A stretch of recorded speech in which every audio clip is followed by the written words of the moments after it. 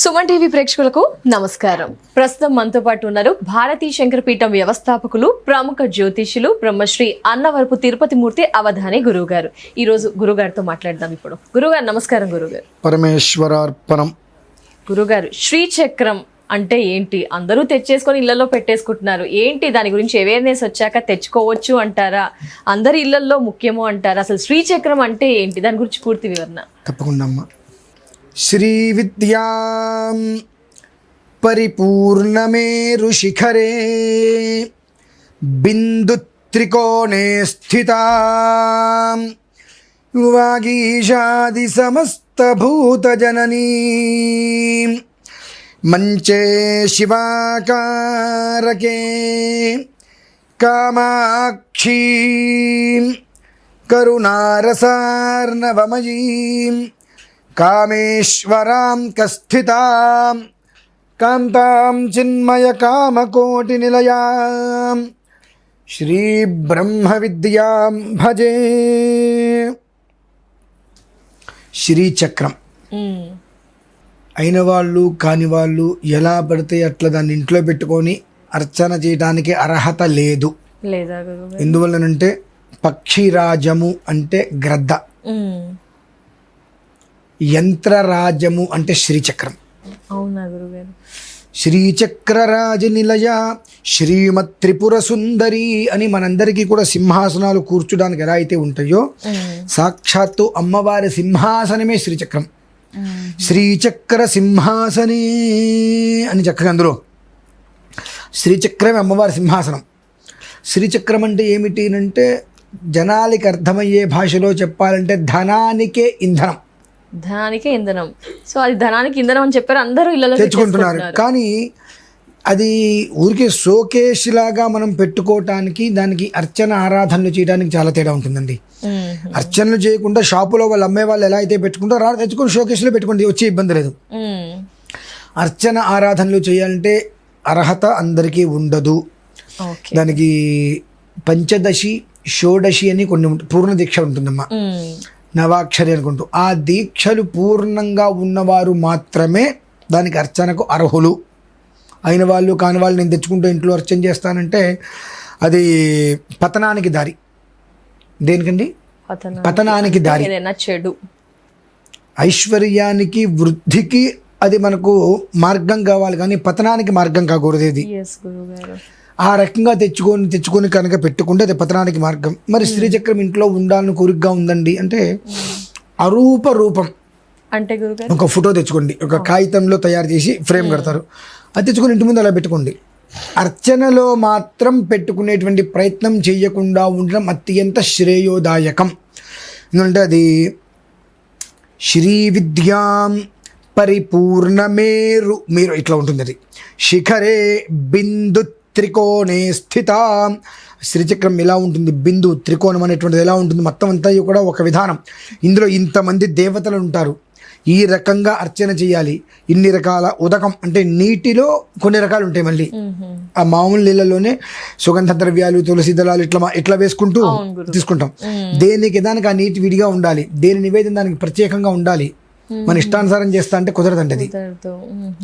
ఎందుకంటే ఎప్పుడైతే మనం శ్రీచక్రానికి అర్చన చేసి ఉంటామో అమ్మవారి అక్కడ సాక్షాత్కరిస్తుంది. మనకు అమ్మవారి రూపాన్ని మనం చూడగలుగుతాం.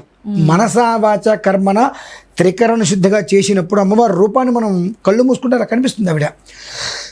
మనకు అధికత కావాల్సింది, అంతేగాని ఏదో చేసేసాము అనేటువంటిది అనుకుంటే ఏమీ రాదు. ఉన్నది మొత్తం మనం ఇబ్బంది పడిపోతాం, దారిపోతుంది అదంతా కూడా. కాబట్టి శ్రీచక్రం అనేటువంటిది ఎలా పడితే అలా తీసుకునేటువంటిది కాదు. కానీ ప్రతి ఇంట్లో శ్రీచక్రం ఉండటం శ్రేయస్కరం. అదేంటి చెప్తున్నా, అరూప రూపంలో. గత కొంతకాలంగా అమెరికా వెళ్ళినప్పుడు కానివ్వండి, ఇక్కడ కానీ చాలా మందికి అరూప రూపంగా ఉండేటువంటి శ్రీచక్రాలు తయారు చేసి అందించాం. రేపు ఆగస్టు 4వ తారీఖు ఇదే దీనికి సంబంధించిన దాంట్లో 183 శ్రీచక్రాలని 183 9 లక్షల బీజాక్షరాలతో విశేషమైనటువంటిది అష్టాదశ శక్తిపీఠ మహాశక్తి పీఠార్చన అనేటువంటిది మహాక్రతువుని నిర్వహిస్తున్నామమ్మా. ఎప్పుడు ఎక్కడ గురుగారు? చెప్తాను. ఆగస్టు 4వ తారీఖు. ఆగస్ట్ 4 4వ తారీఖు హైదరాబాద్లోనే మొత్తం అష్టాదశ శక్తి పీఠాలలో ఉండేటువంటి దేవతలందరినీ ఒకే చోటకి ఆవాహన చేయటం, ఒకే చోట స్థాపన చేయటం, ఒకే అర్చన చేయటం, అక్కడ 183 శ్రీచక్రాలని స్థాపించటం, విడిగా 18 శ్రీచక్రాలను స్థాపించటం, అలా చేసుకుంటూ వచ్చి ఒక్కొక్క దానికి ఒక్కొక్క విధంలో ఆరాధన చేసుకుంటూ వచ్చి ఈ 183 శ్రీచక్రాలకి 183 మంది దంపతులను అక్కడ కూర్చుండబెట్టి 9 లక్షల బీజాక్షరాలతో అర్చన చేయించడం అనేటువంటిది భూతకాలంలో మన భారతీయ శంకరపీఠంలో మాత్రమే అలా జరిగింది. ఎక్కడ జరిగింది? ఇప్పుడు వర్తమానంలో మళ్ళీ మనం చేస్తున్నాం, భవిష్యత్తులో అది మళ్ళీ మన నుంచే ఆ విధానం వెళ్తుంది. అంటే దానికి ప్రత్యేకమైనటువంటి ప్రక్రియలు అవసరము, దానికి సంబంధించిన మహాబీజాక్షరాలు అవసరం. అష్టాదశ శక్తి పీఠాలలో ఉండేటువంటి ప్రతి ఒక్క దేవతని పిలుచుకొచ్చి ఇక్కడ మనం స్థాపన చేసి ఆ స్థాపనతో అమ్మవారిని మనం తృప్తిపరచడం అనేటువంటి సామాన్యమైన విషయం కాదు. అష్టాదశ శక్తి పీఠాలు అది దానికి ప్రారంభం చేయడానికి ముందు నుంచే కనీసంగా 7 రోజుల నుంచి దాన్ని మేము అది దానికి కావాల్సిన ఏర్పాట్లు చేసుకోవాలి. 7 రోజుల ముందు నుంచి అన్ని రకాల ఏర్పాట్లు చేసుకుంటే 4వ తారీఖు రోజు నాడు ఉండేటువంటి విధానానికి ఆచమ్య కేశవ స్వహ అనగలుగుతాం. అంత విశేషమైనటువంటిది. అందులో ఈ అరూప రూపం కలిగినటువంటి శ్రీచక్రాలను అందులో పెడుతున్నాం. ఆ శ్రీచక్రం అనేటువంటిది 9 లక్షల బీజాక్షర సంపుటి ఉంటుంది.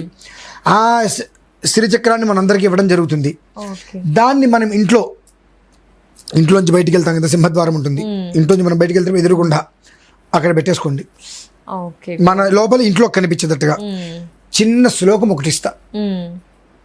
వారి జీవితంలో ఇక జన్మాంతరంలో హాస్పిటల్కి వెళ్ళకూడదు, ఎలాంటి నష్టము వాటిల్లకూడదు, ఆర్థికపరమైన సమస్య మనకు వద్దు, మానసిక సమస్య వద్దు, శారీరక సమస్యలు వద్దు అనుకున్న వారు ఎవరైతే ఉంటే ఒక 8 నిమిషాలు సమయం కేటాయిస్తే చాలు, అష్ట దరిద్రాలు పోతాయి. రోజు ఆ గురుగారు రోజు 8 నిమిషాలు ఆడవారు మగవారు పిల్లలంతా కూడా స్నానం చేయగానే బొట్టు పెట్టేసుకొని ఆ శ్రీచక్రాన్ని చూసుకుంటూ, అంటే బయటికి వెళ్లే ముందు ఇంట్లోంచి బయట ఆ శ్లోకం ఇస్తా చిన్నది, అది వింటూ చక్కగా నమస్కారం చేసుకుంటే ఆ దాని నుంచి ఒక వైబ్రేషన్ అనేటువంటి మీ శరీరంలోకి వేస్తుందండి. ఆ వచ్చినప్పుడు మీరు ఏ పని మీద అయితే బయటికి వెళ్ళారో ఆ పని సక్సెస్ఫుల్. అస్సలు వెనక్కి తిరిగి చూడాల్సిన అవసరం లేదు. 9 లక్షల బీజాక్షరాలంటే సామాన్యమమ్మా? అసలు ఇప్పుడు జరగలేదు కూడా, మీ ఆధ్వర్యంలో జరిగింది అన్నారా? ఇతపూర్వం కూడా మన భారతీయ శంకరపీఠంలోనే జరిగింది. అష్టాదశ శక్తి పీఠ మహాశక్తి పీఠార్చన అనేటువంటి మహావైదిక క్రతువుతో సిరి సంపదలకు నిలయం అవ్వాలి ప్రతి ఇల్లు. అనారోగ్యాలకి, ఇబ్బందులకి, మనశ్శాంతి లేకపోవడానికి, కుటుంబ కలహాలకి, అన్నదమ్ముల తగాదాలకి ఏది కూడా ఎక్కడ తావుండద్దు. ప్రతి ఇంట్లో పొద్దున్నే లేవంగానే చిరునవ్వు ఉండాలి. ఆ చిరునవ్వుతో ఒకళ్ళొకళ్ళు పలకరించుకోగలగాలి. ఏ పరిస్థితులలో కూడా హాస్పిటల్ అనేటువంటి దానికి వెళ్ళవలసిన అవసరం లేకుండా ఉండేటువంటి రీతిలో 9 లక్షల బీజాక్షరములను అందులో నిక్షిప్తం చేసి 183 మంది దంపతులకి అక్కడికక్కడ ఇవ్వాలని అర్చనలో. ఎవరు గురుగారా 183 మంది ఎవరైనా పాల్గొనొచ్చా ఏంటి? యోగం ఎవరికైతే ఇక్కడ నుదుటి మీద రాశి ఉంటుందో వారు మాత్రమే పాల్గొనగలుగుతారు. ఎందుకంటే ఆ అమ్మవారి యొక్క ప్రాంగణములో 183కి అందిస్తాం. 183 మందికి స్వహస్తాలతో అలా అక్కడికక్కడ ఇచ్చేయడం జరుగుతుంది. ఆ తర్వాత ఈశ్వరేచ్ఛ, ఆ ఒక్క భాగ్యము భోగాన్ని అనుభవించేటువంటి యోగం ఎంతమందికి ఉంటుందంటే మనం చెప్పలేము. అంతటి విశిష్టయగు శ్రీచక్రార్చన, అష్టాదశ శక్తి పీఠ మహాశక్తి పీఠార్చన అనేటువంటిది బహుశా ఇంతవరకు ఎవరు చూడలేదు. గత కొంతకాలంగా ప్రతి నవరాత్రులకి మన భారతీయ శంకరపీఠంలో జరుగుతుంది. అది ఎలా ఏంటనే విషయం నేను మళ్ళీ మీకు వివరిస్తా, ఇబ్బంది లేదు ఖచ్చితంగా. కానీ ఆ 183 మంది దంపతులు ఎవరు అంటే ఈశ్వర కృప అంతే. ఎందుకంటే అలాంటి మహత్తర కార్యక్రమంలో పాల్గొనాలంటే అదృష్టం ఉండాలి. నిజంగా అన్ని ఫలితాలు కూడా ఉంటాయని తెలియజేశారు. చాలా ధన్యవాదాలు గురుగారు. శ్రీచక్రం గురించి వివరణ తెలియజేస్తూ మరిన్ని వివరాలని కూడా మాకు మా ప్రేక్షకులకు అందించినందుకు నమస్కారం గురు.